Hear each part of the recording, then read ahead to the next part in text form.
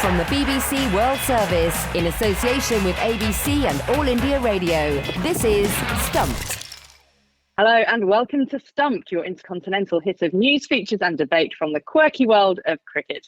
I'm Alison Mitchell in a hotel in Birmingham this week, and a little bit of a departure from my cricket world. I'm commentating on dogs for the first time. Yes, Crufts is the biggest dog show in this country, and it is, well, in the world I think it is, and I'm going to be surrounded by thousands of pedigrees and some crossbreeds over the next few days. But it has been a sad week in the cricketing world. We of course will be reflecting on this show on the awful and sad sudden passing of Shane Warne.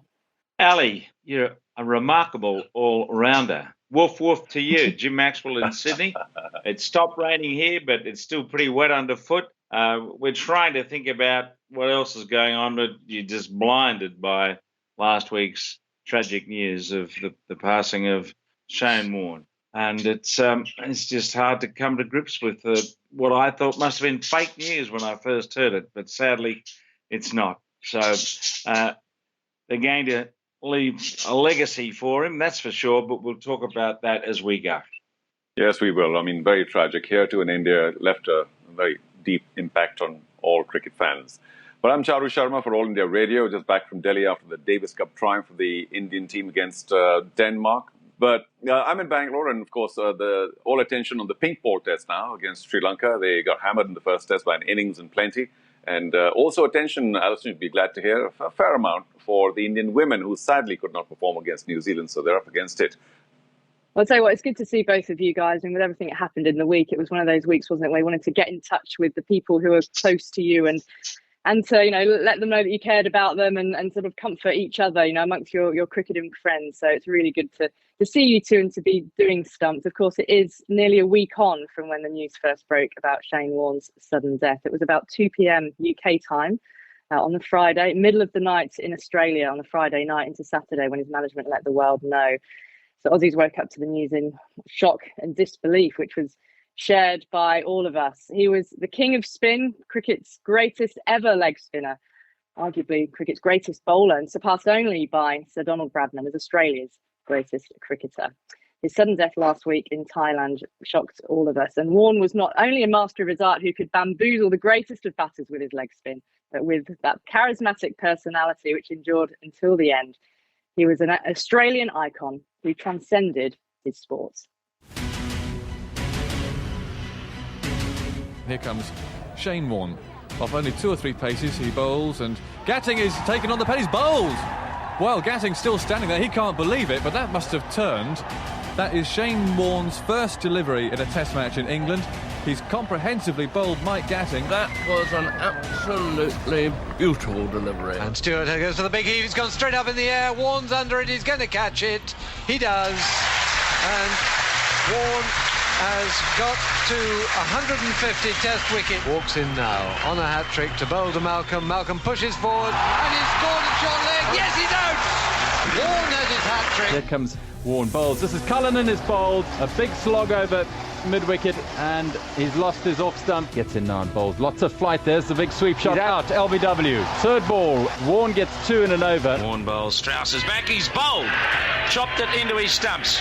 And Warne's amazing. England were going along so well, but Warne is extraordinary. Low down, it's Shane Warne that's taken the catch, and Flintoff looks over his shoulder and walks off. Warne, this is given air, and it's driven, and he's caught that short cover. Shane Warne has his second wicket. Here comes Warne bowls, and he's got it, there it is, he's got it, and Strauss came forward to play him, a weighted leg was beaten in the air. Warne has taken his 700th wicket, and Panasai is tremendously caught, he is. And that is the end of the 5 wickets for Warne. A tremendous performance by him yet again.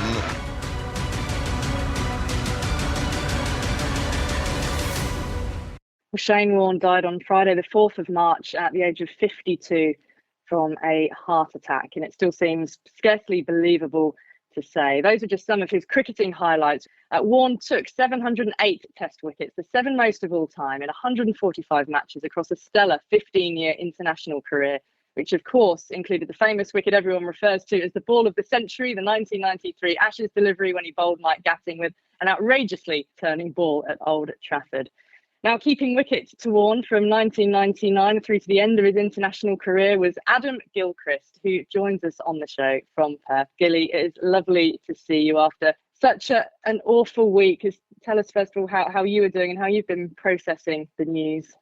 Hi, Ali, Jim, Charu, great to be seeing you and chatting with you, obviously, preferably under different circumstances into what has been quite the most unbelievable. I think I've never used that term and tried to mean it so much as of what has happened in the last 7 days. But it was, barely had time to process the fact that one icon of Australian cricket and a global superstar, a global name, as Rod Marsh had passed away. He was my childhood hero. There's no denying that. He, right to this very day, is still a hero of mine and had a huge impression on my life and the direction of my life. So that was, really, really tough news to take. But the ton of bricks, that's what it felt like, just a ton of bricks later that night here in Perth. So it was sort of 7 a.m. where I found out about Rod, and it was around about 10:15 p.m. when I found out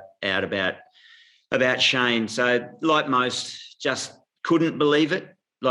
Just thought, no, that can't be right. It just didn't seem fathomable. And even to this point, I think we're all still finding it hard to believe that it has happened. I guess at the end of the day, Warnie liked to shock us in everything he did. And that's the way it's finished for him. But, the legend will continue to grow. Had you spoken to him recently, just before he went to Thailand? When was the last time you had contact? Yeah, spoke to him about a week before. Obviously, was basically sitting alongside him most of the summer, and then received a text from him. Can't be more than a few hours before he passed away. He sent me a really nice message, just acknowledging the tribute that we've had done, and that I had the absolute honour of providing the voiceover to the pictures that our production team at Fox put together to acknowledge Rod Marsh, and that was, like so many of these tributes, it came up really nicely, and Warnie messaged me just to say, well done, Church. Just reflecting on all the thoughts and around the commentary, Warnie he had such brilliance in commentary. We all joked at times that sometimes when he got onto a good point, he probably hammered the point a little bit too much. He probably went over it and backed over it and drove over it again, and everyone would laugh, sort of quietly saying, come on, Warnie, your point is brilliant, but don't go overboard. And then all of a sudden signs would appear in the commentary box from production staff saying, just let it breathe, let it breathe. And Warnie, being Warnie, would turn around and go, who are they written that for? He could be so brilliant, and so often was, and honest, and had an opinion. He was box office, wasn't he? Everything he did, whether you wanted to agree or wanted to look or not, you tend to find yourself just glancing and taking a look, just in case something magical happened. On Warnie and his leg spin, Gilly, he just made leg spin cool again, didn't he? Bottom line. Oh, yeah, didn't he? It was all about fast bowling. I don't care to get into any debate about, who was the greatest leg spin bowler in history. Statistically, Warnie is, but he changed the game. He changed the whole axis of cricket, and I think that's the greatest testament. I don't think too many people have done that across cricketing history, but he was certainly one of those. And it was the highlight of my cricketing career to sit down, squat down behind the stumps, and be as mesmerised as what a batter was, as what anyone in the grandstand or in commentary box was. It was just such a pleasure and a huge thrill to be able to do that. In partnership with Ian Healy, pretty much almost, except for one test match exclusively. Yeah, we were so fortunate. Hello, Gilly. Jim Maxwell in Sydney. Just talking about the relationship. You mentioned Marsh, and he had a great relationship with Dennis Lilly, Alan Knott, and Derek Underwood. Ian Healy had Warne, and then you took over from Healy. Were you able to read his mind as much as Ian Healy seemed to be able to do? What was it like keeping to Shane Warne? I would hate to have got inside the mind of Shane Warne. I would have had nightmares. I would have been able to sleep. But I say that in jest. The greatest pleasure was to wicketkeep to him, and then at the end of the over, I had the pleasure of standing next to him while he's at first slip. So I knew Warnie and his insights and his mindset extremely well. I could pick Warne out of the hand. I don't think he would ever have said that he was a difficult bowler to pick, but there's a big difference between reading him and then being in the right position, either to hit it or to wicket keep to it. So, yeah, I just, that's what I worked hardest at, just trying to get that right. And it took a little bit of time, although every batter talks about 100 on debut. I didn't get that. I got better. I got a leg side stumping off Shane Warne on debut. So that was good enough for me. And to have affected 59 dismissals in partnership with Shane, which I think is the most that he had in partnership with any wicketkeeper. Well, yeah, that was a huge thrill and pleasure.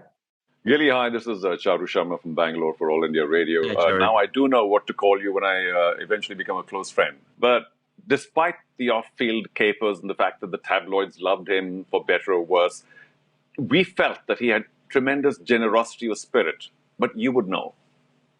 You've probably hit a point there that even shows, I guess, shines a greater spotlight on Shane's mental strength. The fact that all that went on off the field, I just don't know how I would have even left my front door knowing what was written about me or on the tabloid front page, back page, middle. But Warne, once he got into that office that was the change rooms and then out in the middle, he just somehow put that in a compartment somewhere else and just go out there and do his work. And that's tremendous mental strength. But, yeah, amazing how dedicated to the craft that he was, and, you know, a commitment to get a job done for a team.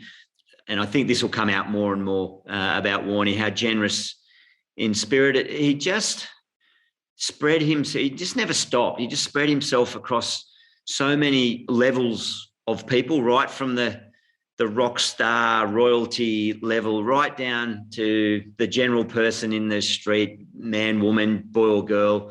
He was extremely generous and giving. And you'll hear any of his friends that were anywhere near his sort of inner sanctum or inner circle, you'll hear them talk endlessly about his generosity. A lot of the geniuses that there's ever been have flaws. We all have flaws, but he was a flawed genius, but, gee, a really generous one at that. Both of you, Gilly, you and Warne, enjoyed glittering careers. It truly did. And you were together for a very long time, on the field for many years, and then in the commentary box as well. Now, people grow, change, evolve. Give us a sense of how this whole relationship withstood the test of time. There was times where we challenged each other and we didn't see eye to eye. Well, I'll say this right. I never had an argument with Warne. He stood there and fully argued with each other. It was never a time of that. I'm not particularly a confrontational person, so I never had a desire that. As I say, he was already a legend in my eyes before I even got alongside him as a teammate. So it was a bit of a buzz. But we had a bit of conflict in a couple of Shield games where he said some things to me, and in time, and as you say, Charu, over relationships, they evolve and you have opportunities to discuss and go back and revisit things. And there was one particular Shield game where Warne really ripped into me. And in hindsight, talking with him about it, he just was saying that, one, he targeted me as a dangerous opponent. And I learnt that throughout his career. I think almost one of the greatest signs of respect from Shane Warne was that if he was going to have a crack at you as an opponent, he probably respected you. He feared you as a cricketer, that you might be able to do some damage against him or his team. So that was his defence mechanism or his way to try to counter it. We worked together really well. And I'll say this, I wasn't the only person who didn't see eye to eye with everything with Warne. There was always a bit of a joke in the team that who was on the ban list for Warne, either for an hour or a day or a week, if you sort of said something wrong or disagreed with him. And that was the nature of the beast. But there was something so compelling and intriguing about Warne that you wanted to always stay interested. And again, I'm not talking about massive blow-ups, but he'd just come around easily and next minute you'd be joking about it and laughing about it. And what I've worked out in these last 6 days in thinking about it, and I was in discussion with Matthew Hayden just a couple of days ago. I think I've realised is every single person that had a relationship or a friendship or engaged with Shane Warne, it was truly unique to that person.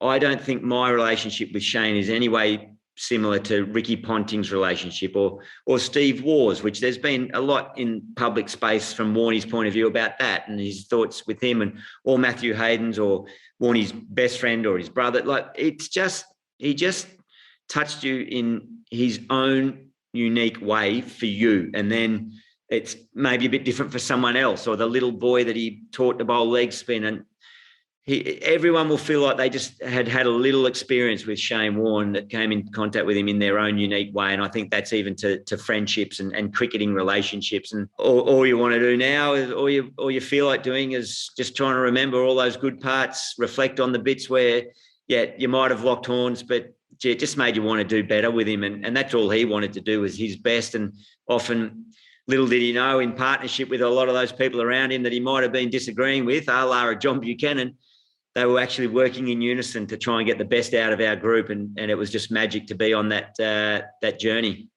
Gilly, thank you so much for joining us on Stumped. We really appreciate it. And it's been fantastic to hear your memories of Shane Warne. And yeah, we will all miss him. I think it'd perhaps be appropriate we can finish with some words from Sachin Tendulkar, in fact, because he was a personal friend of Shane Warne, and of course tributes have poured in from all over the world. But Tendulkar's words, he tweeted that he was shocked, stunned and miserable. He said, "We'll miss you, Warnie. There was never a dull moment with you around, on or off the field. We'll always treasure our on-field duels and off-field banter. You always had a special place for India, and Indians had a special place for you." And he finished with simply the words, "Gone too young." Well, that's all we've got time for on Stumped here on All India Radio. So my thanks to Charu, Sharma and Jim Maxwell, and of course to you all for listening and watching, indeed on YouTube. If you find us there, you go to the BBC World Service YouTube channel and you can watch all our shows. You can follow us on Twitter as well. We're at BBCWS Sport. Use the hashtag BBC Stumped. Until next week, do take care and we'll see you then. Bye-bye. Stumped is a BBC sport production for the BBC World Service in association with the Australian Broadcasting Corporation and All India Radio.